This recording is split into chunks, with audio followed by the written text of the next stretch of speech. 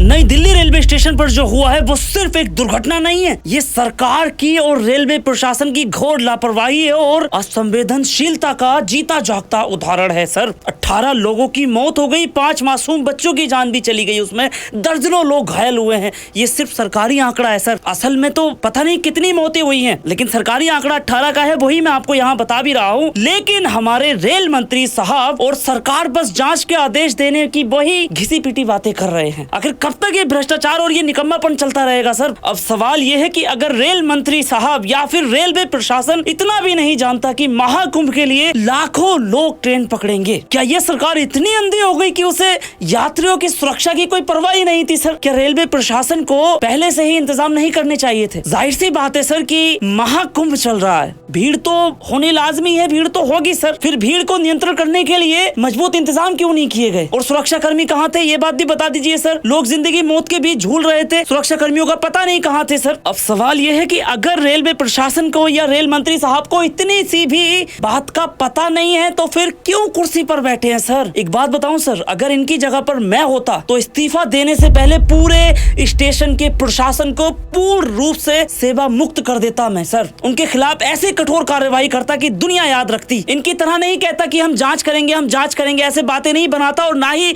घड़ियाली आंसू बहा करके लोगों के बीच में आता सर। मुझे समझ नहीं आता सर, हमारे देश के मासूमों की मौत की कीमत सिर्फ मीडिया के सामने बहाए गए 2 आंसू हैं सर। कुंभ में हजारों लोग मारे जाते हैं सर, एक व्यक्ति आकर के कहता है कि उनको मोक्ष मिल गया, वहीं दूसरे व्यक्ति मीडिया के सामने आकर के थोड़ा सा रो देते हैं और बस बात खत्म हो जाती है। और उसके बाद फिर क्या होता है कि उनका जो IT सेल है और ये दलाल मीडिया है, ये सिर्फ और सिर्फ उनके उन फर्जी आंसुओं को दिखाना शुरू कर देता है कि देखो मंत्री साहब रोए हैं, देखो CM साहब रोए हैं। और इस रोने धोने के चक्कर में वो जो हजारों लोग मरे हुए होते हैं, उन सब की लाशों का शोर सर दब जाता है। अब समझ में आता है सर कि सच में हिंदू खतरे में है सर। एक समय था सर जब जिम्मेदारी शब्दों में नहीं बल्कि कर्मों में दिखाई देती थी। साल 1956 की एक ठंडी सुबह तमिलनाडु के अरियालूर स्टेशन से एक ट्रेन गुजर रही थी। सब कुछ सामान्य सा लग रहा था, लेकिन फिर अचानक से एक जोरदार झटका लगा वहां पर और पल भर में पटरी से ट्रेन उतर गई और बस चीख पुकार, लाशों के ढेर वहां लग गए। इस घटना में 142 लोगों की मौत हुई थी सर। इस हादसे के बाद भारतीय राजनीति ने एक ऐसा दृश्य देखने को मिला जो आज के समय में आपको देखना लगभग असंभव है सर। तब लाल बहादुर शास्त्री जी, जो उस समय भारत के रेल मंत्री थे, सीधे जाते हैं प्रधानमंत्री नेहरू जी के पास और उनके सामने अपना इस्तीफा जाकर के रख देते हैं। उसके बाद नेहरू जी कहते हैं शास्त्री जी से कि ये तो एक हादसा था, ये आपकी गलती नहीं थी सर, आपको इस्तीफा देने की कोई जरूरत नहीं है। लेकिन शास्त्री जी ने क्या जवाब दिया पता है आप? सुनिए सर उनका जवाब। उन्होंने कहा कि जब किसी परिवार का बेटा मर जाता है ना सर, तो उसकी माँ ये नहीं देखती कि गलती किसकी है, उसे सिर्फ पता होता है कि उसका लाल चला गया है, मैं रेल मंत्री हूँ और ये मेरी जिम्मेदारी है। यही होती है सर नैतिकता, यही होती है जिम्मेदारी और यही होता है असली नेता। सर एक बात तो सच है कि आज हमारे देश में नेता नहीं बल्कि अभिनेता कुर्सी पर बैठे हैं और ये हकीकत है जो सिर्फ और सिर्फ एक्ट कर रहे हैं सर, इसके अलावा और कुछ नहीं कर रहे हैं। उनको सिर्फ एक्टिंग करनी है, टीवी के सामने आकर के रोना है और लंबी चौड़ी बातें करनी है सर। ऐसा ही हुआ था 1999 में जब पश्चिमी बंगाल के गेसल में एक मालगाड़ी और एक यात्री ट्रेन की टक्कर हुई थी और हजारों लोग जलकर खाक हो गए थे। तब तत्कालीन रेल मंत्री नीतीश कुमार जी बिना किसी देरी के अपना इस्तीफा देने के लिए चल दिए और इस्तीफा दे दिया। कौन नीतीश कुमार? वही नीतीश कुमार सर जिनको आप कहते हैं पलटू राम, पर सही मायनों में ना सर नीतीश कुमार से बेहतर नेता कोई नहीं है सर।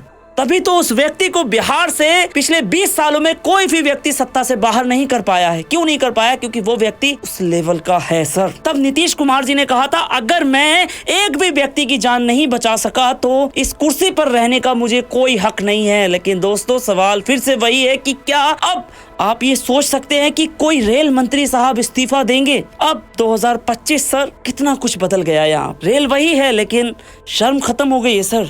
2023 आपको याद है ना सर, बालासोर घटना, 288 लोग मारे गए थे सर। फिर 2025 अभी की घटना, 18 लोगों की मौत हो गई सर। ये सिर्फ कानूनी आंकड़ा है, पता नहीं और कितने लोग मर चुके हैं बेचारे। 2014 से 2022 तक सर सैकड़ों हादसे हुए हैं, लाशों के ढेर लगे हैं सर, लेकिन हमारे रेल मंत्री साहब सारी हदें पार कर चुके हैं। ना कोई फिक्र है उनको, ना जिम्मेदारी है, बस बहाने हैं। हर बार वही घिसे पिटे शब्द होते हैं सर, हम जांच करेंगे, हम सुधार करेंगे, हम मुआवजा देंगे। पर दोस्तों, मुआवजा क्या किसी की जान को लौटा सकता है? मुझे बताइए सर। क्या एक विधवा को उसका सुहाग वापस मिल सकता है? क्या एक मासूम बच्चे को उसको पिता मिल सकता है सर? नहीं मिल सकता सर।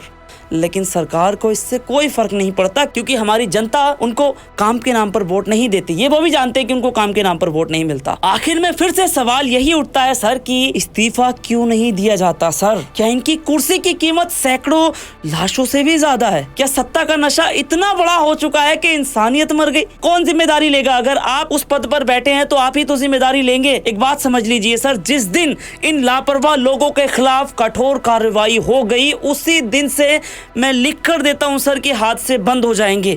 हर व्यक्ति अपनी जिम्मेदारी को समझेगा, लेकिन हर जगह हर कोई, मतलब सर मैं रेल मंत्री साहब की बात नहीं कर रहा हूं यहाँ पर, मैं सभी की बात कर रहा हूं। जो नीचे से लेकर ऊपर तक जो लोग बैठे हैं, अफसर हो या फिर कोई भी हो, सबके सब अपने आप को तानाशाह समझ बैठ रहे हैं सर। रेलवे स्टेशन के तो हालात इतने बुरे हैं सर कि आप अगर रेलवे स्टेशन पर कोई चीज खरीदने के लिए जाओगे ना, उस पर अगर प्राइस 15 रुपए लिखा हुआ है तो वो आपको 20 रुपए की देगा या 25 रुपए की देगा। और ये बात सबके सामने लिखी हुई है सर, प्राइस से ज्यादा की चीजें बिकती हैं रेलवे पर, उसी पर किसी की नजर नहीं होती। और ये तो फिर भी इतने बड़े बड़े हादसे हो गए। आप सुनिए सर, एक सच्ची घटना बता रहा हूँ आपको। अभी कुछ ही दिन पहले की बात है सर। बात ये उत्तर कोरिया की है कि उत्तर कोरिया में आ जाती है बाढ़, जिसमें बहुत से लोगों को जान का माल का नुकसान उठाना पड़ता है। तब वहाँ के जो तानाशाह है किम जोंग उन, उस जगह के सभी जिम्मेदार अफसरों को पकड़वाते हैं, उनसे पूछते हैं गलती कहाँ हुई, और उन सबको फांसी पर लटकवा देते हैं। और उस व्यक्ति ने उनसे कहा कि जब हम तुमको इतना बड़ा ओहदा दे रहे हैं, पैसा दे रहे हैं, लोग तुमको सैल्यूट कर रहे हैं, तो ये मत समझो कि तुम इनके बॉस हो। हमने तुमको जिम्मेदारी इनकी सेवा करने के लिए दी है, इनकी रक्षा करने के लिए दी है। अगर इनकी सेवा नहीं करोगे, इनकी रक्षा नहीं करोगे, तो फिर सजा के लिए तैयार रहिए। ये किया था उत्तर कोरिया ने। हमारे यहाँ क्या हुआ? कुछ भी नहीं हुआ सर। आज भारतीय रेल को सुधारने के बड़े बड़े दावे तो किए जाते हैं सर। बुलेट ट्रेन लाने की बात की जाती है, रेलवे को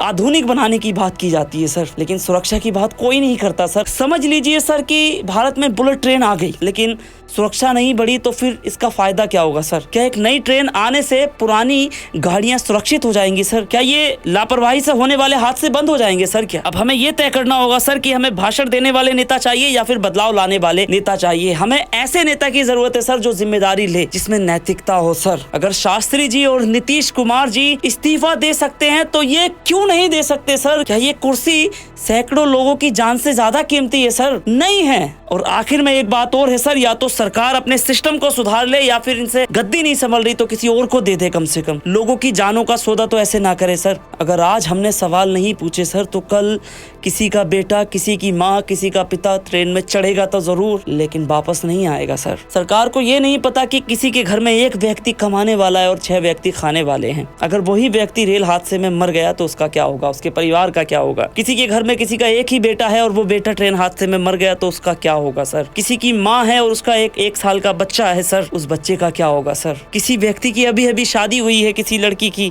और वो विधवा हो गई सर, तो उसका क्या होगा सर? इसीलिए मैं कहता हूँ कि आप चाहे जैसे भी देश को चलाओ, कोई फर्क नहीं पड़ता, लेकिन कम से कम ये जो हादसे हो रहे हैं इसे तो सुधार लो। देखो सर, भारत जैसा देश चलाने के लिए आपको कठोर होने की जरूरत है, कठोर नीति अपनाने की जरूरत है सर, वरना यहाँ हर दूसरा आदमी तानाशाह बना घूम रहा है। बाकी दोस्तों, आपसे एक बात करनी थी, और वो बात यह है कि मेरे इस चैनल पर यूट्यूब की कम्युनिटी गाइडलाइन आ चुकी है, स्ट्राइक आ चुकी है, दूसरी स्ट्राइक है ये। और ये स्ट्राइक क्यों आती है? मैं किसी का कोई कंटेंट कभी चोरी नहीं करता, कभी भी मेरा अपना खुद का कंटेंट होता है। बस बात सिर्फ ये है कि मैं हमेशा सच्चाई का साथ देता हूँ और मैं हमेशा सच ही बोलता हूँ। जो भी न्यूज मेरी आती है वो सच होती है, सच के सिवा मैं कुछ भी नहीं बोलता। और शायद यही वजह है कि मेरे चैनल पर स्ट्राइक भी पड़ती है। चैनल पर 2 लाख से ज्यादा सब्सक्राइबर हैं, लेकिन मैंने आज तक कभी इस चैनल से 1 भी रुपया नहीं कमाया। पैसे की कोई चिंता नहीं है मुझे, मेरी आवाज आप लोगों तक पहुंचे इसी बात की चिंता है कि आप लोगों तक मेरी आवाज जानी चाहिए। तो इसीलिए मैं आपसे कहना चाह रहा हूँ कि आप इस चैनल को भी सपोर्ट करें और इस वीडियो को भी ज्यादा से ज्यादा शेयर करें। यहाँ तक आए हैं तो चैनल को भी सब्सक्राइब कर लें। प्लस मैं अपना एक और चैनल, जो कि मेरा सेकंड चैनल है, जिस पर मैं हमेशा हर विषय पर बात करूंगा और अपने थॉट लेकर के आया करूंगा, और जिस पर मैं लाइव भी सबसे ज्यादा रहा करूंगा, उस चैनल को भी आप सब्सक्राइब अगर कर लेंगे तो अच्छा होगा। कल मिलते हैं अगली वीडियो में, तब तक के लिए जय हिंद।